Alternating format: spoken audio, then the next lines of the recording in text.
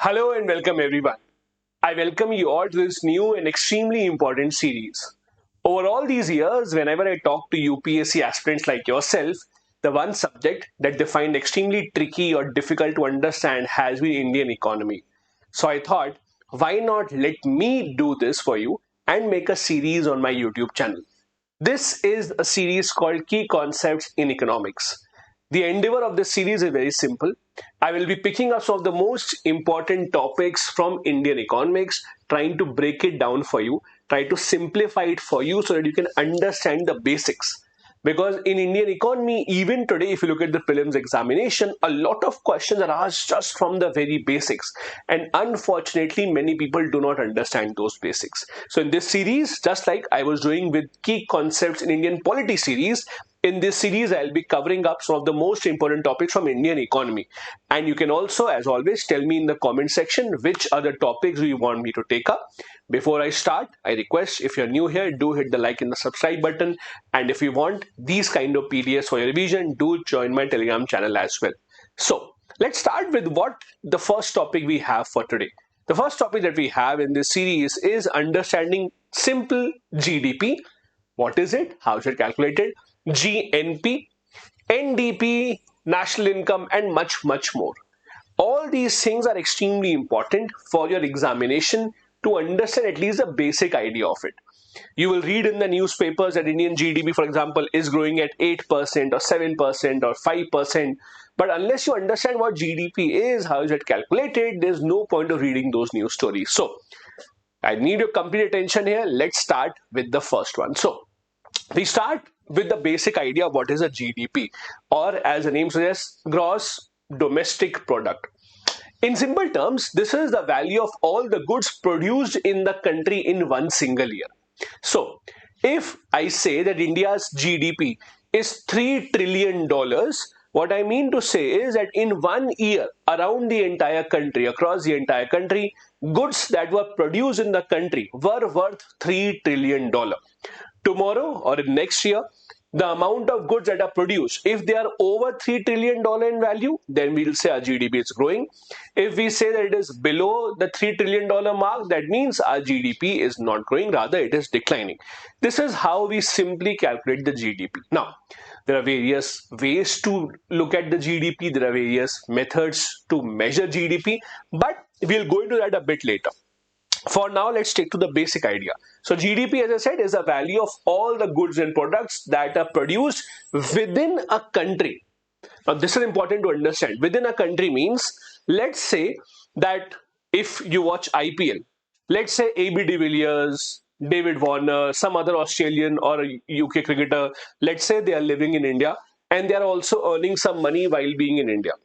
They earn some money because when they come to play in India, they are given an IPL contract. Their IPL franchisee gives them some money.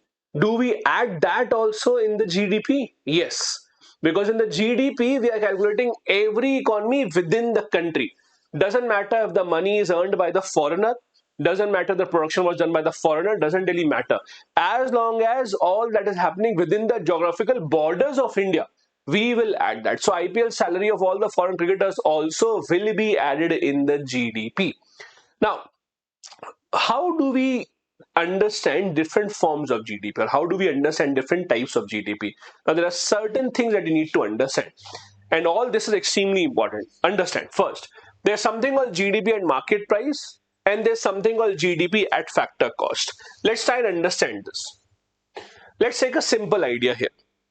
When you see a car ad, let's say Mahindra launches a new car, and when you see the ad on the TV, they will tell you Mahindra Thar X showroom price. Remember that term.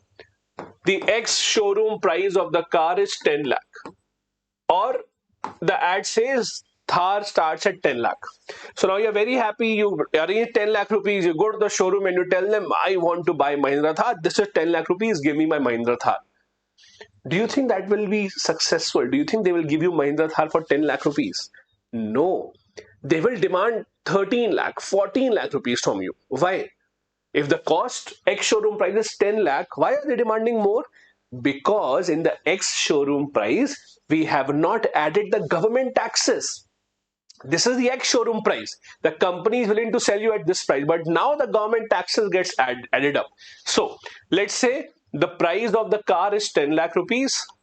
Then the indirect taxes, let's say the government had imposed some taxes. So let's say 3 lakh rupees of taxes. Now, government might also give certain subsidies. Government was giving subsidies for people who are buying electric vehicles, EVs, because government wants you to buy Nexon EV, to buy other cars that are EV, electric vehicles.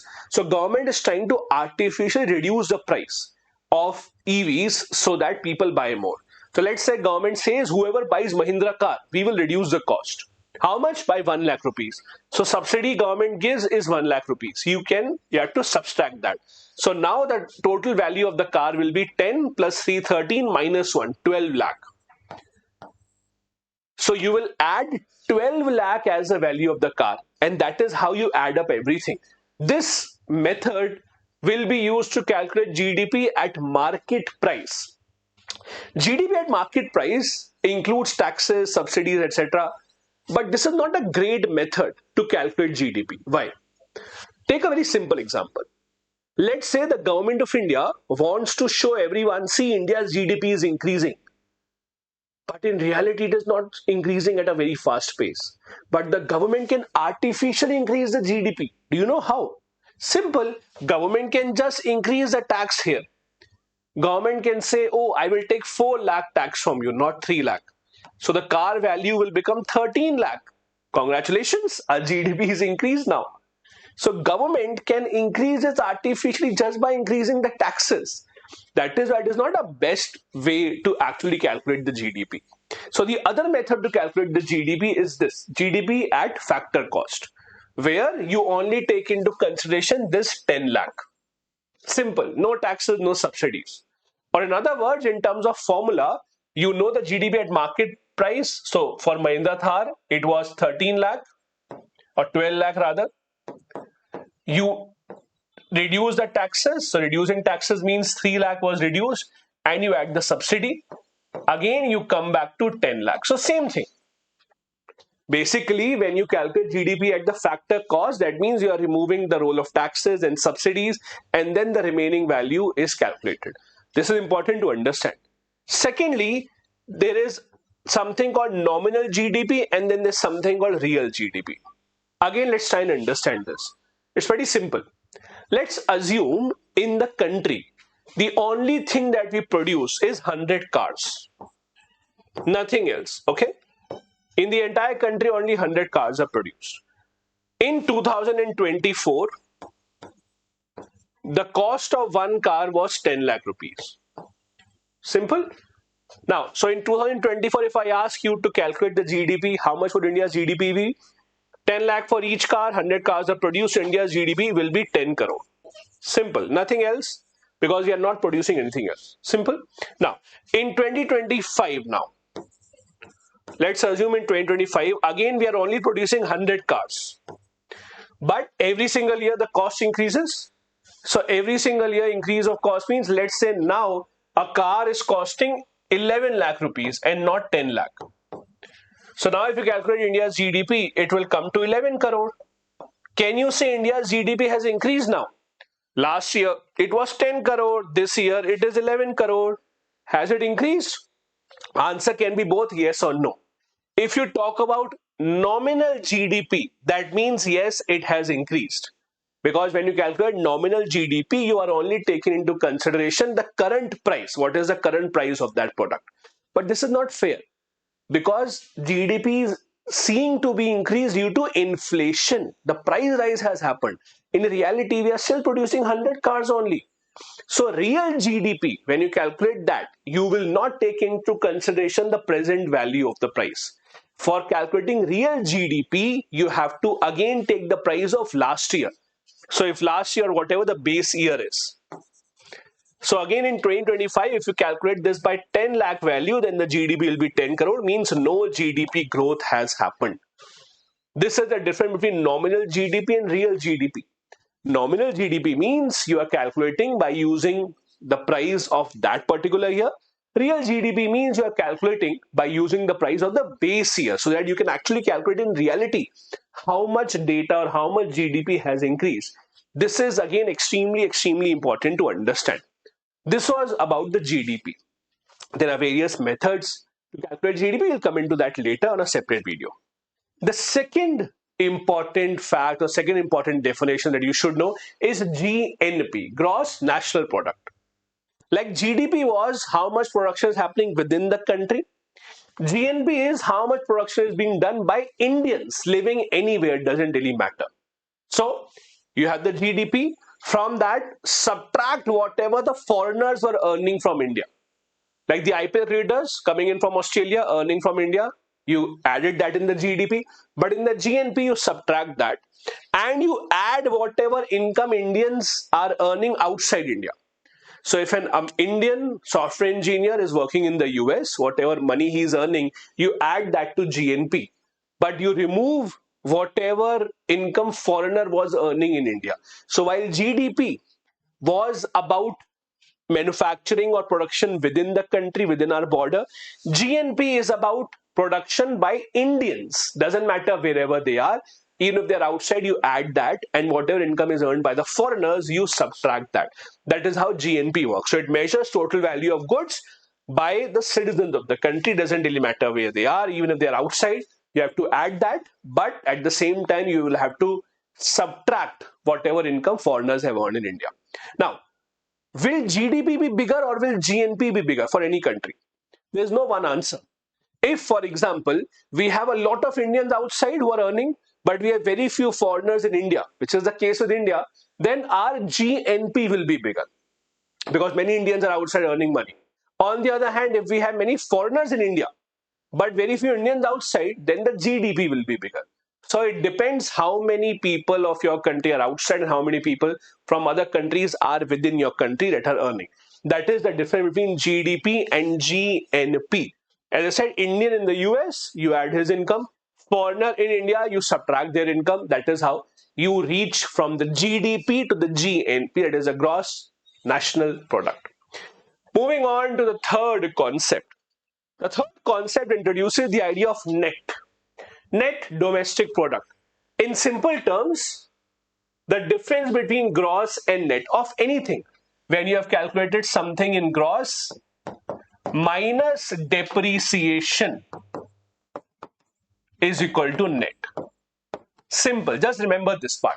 So GDP, gross domestic product, minus the depreciation will give us net domestic product. Now, let me simplify this for you. Let's not keep it very difficult. Let's imagine that, let's take my case. Let's say I am a teacher, and to teach you, I had to buy this board. So let's assume I bought this board, and the idea is that I want to teach you. Let's take a simple example. Let's say that this board costed me 2 lakh rupees. Okay? And let's assume that this board will have a life of 10 years. After 10 years, the board will not be usable. 10 years is the life it will have. So if I calculate this, does it mean that every single year I am paying about 20,000 rupees for this board? That's a simple calculation, right? The board costing me 2 lakh rupees. It will have a life of 10 years. Means every year, each year, I will pay close to 20,000 rupees for this board. That's how you can calculate this, right? This 20,000 is my depreciation. So whatever income I earn, for example, let's say in a month, my income, let's say, is 80,000 rupees. That is not my true income. From this, I should subtract whatever value I'm losing for this board. So my real income should be 60,000 rupees. That is my net income. That's how depreciation plays a role. So the actual value that you're adding to the economy is not the GDP. It's actually, you have to remove the depreciation part. As I said, whatever cost you have, whatever components you're using, the machine that you're using, car, bike, board, camera, mic, whatever I'm using, everything will depreciate. So whatever depreciation has occurred, I have to subtract that from the gross, and that is how I come to the net domestic product part. This again is how it works. As I told you, you calculate the gross, and then whatever depreciation has happened. Now, how is depreciation calculated? The government gives the data, the government tells on what commodity, on what item, how much percentage of depreciation would be calculated, and that is how the numbers are given. This is how you can see the calculation. Depreciation is added, depreciation has to be reduced. That is how we get a much better, much clearer, much more accurate picture of what is the production in the country. Then we have something called as net national product. Again, the same thing, GNP, gross national product minus depreciation. As I said, gross minus depreciation is net. So from GDP, you reduce depreciation, you come to NNP. Similarly, from GNP, gross national product, you subtract depreciation, you come to net national product. One other concept that you must remember is the national income. When we say an Indian on an average earns X amount of money, or this is the national income of the country, how do we calculate the national income? National income is actually nothing but net national product at factor cost. Please remember, I told you what the factor cost is. Factor cost is when you calculate things without adding government tax or without reducing subsidies. When you calculate the actual cost of the product without adding the government taxes on it, without reducing the subsidies on it, then you come to the factor cost number. So net national product at factor cost is what is called as a national income. It's extremely important to understand. All these are a very, very important basic key concepts in economics.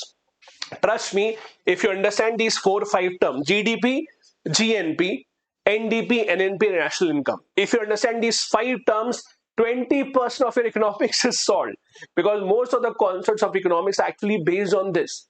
If you have any doubt about this, don't worry, watch the video once again, because I've tried to simplify this as much as possible. So you reduce depreciation from GNP, you come to NNP. NNP at factor cost, that is while without considering government taxes, you come to national income. As I said, taxes should not be added because this is an artificial way for the government to increase the prices. This was my first video in this series of key concepts in Indian economics. I hope you really liked it. I will be making many more videos to simplify economics for you here as well. If you have some ideas for a new video on this channel, do tell me in the comment section. I'll be very happy to make a video on that as well. If you want this PDF, join my Telegram channel. I'll be sharing that with you. If you're new here, do the subscribe button. Thank you so much. Bye-bye. Jai Hind.